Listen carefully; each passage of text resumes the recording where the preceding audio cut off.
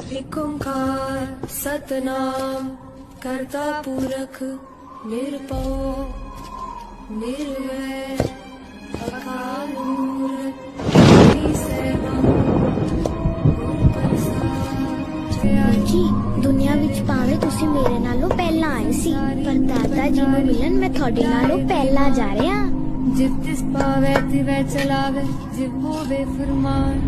पवन गुरु माई पिता माता तनवार, दिवस रात गाए गाए खेले सकल जगत। सोच लवो, हाले भी बहुत कुछ हो सकता है।